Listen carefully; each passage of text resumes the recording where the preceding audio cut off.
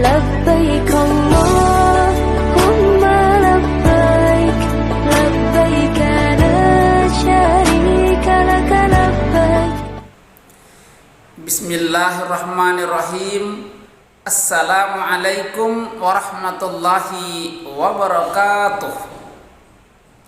Alhamdulillahirabbil alamin. Anak-anakku sekalian, kita bertemu kembali dalam mata pelajaran prakarya. Semoga kita semua dalam keadaan sehat walafiat. Sebelum kita memulai pembelajaran kita pada hari ini, marilah kita berdoa terlebih dahulu dengan mengangkat kedua tangan sambil menundukkan kepala. Berdoa mulai.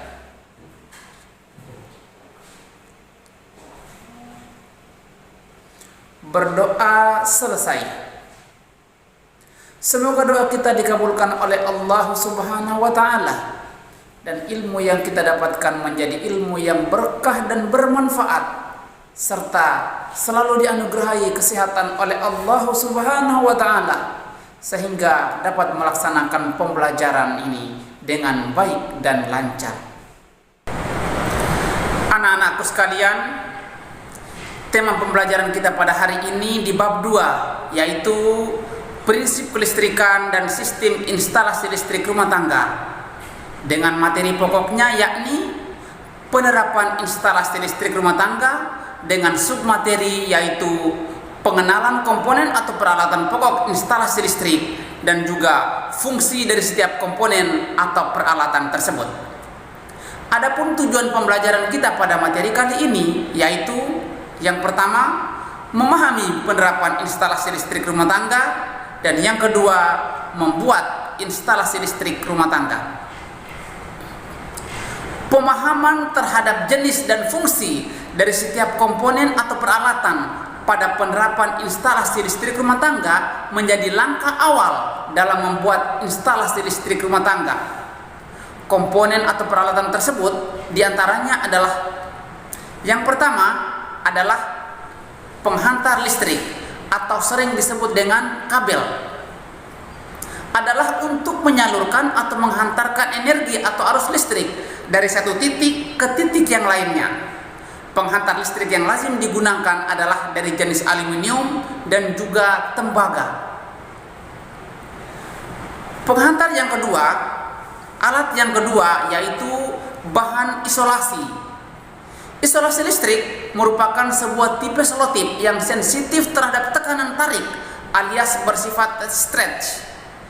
Isolasi atau lakban jenis ini digunakan untuk menutup atau mengisolasi kabel listrik yang dapat menghantarkan arus listrik. Peralatan pokok yang ketiga yaitu pipa instalasi.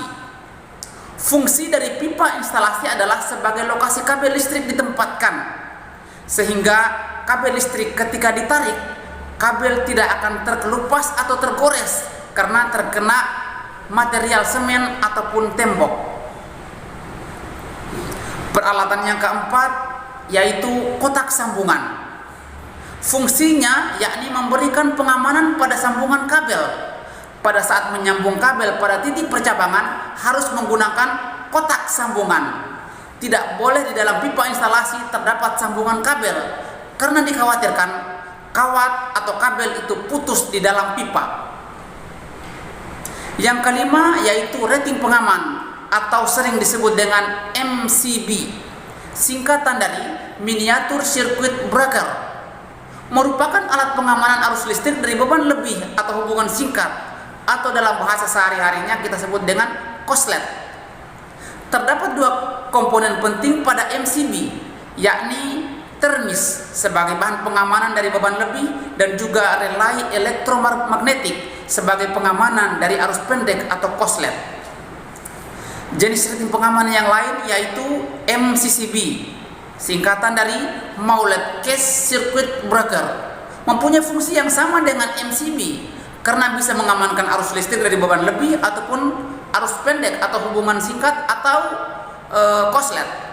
Nah, baik MCB maupun MCCB memiliki kemampuan memutuskan arus listrik, bisa diatur sesuai dengan batas beban yang diinginkan.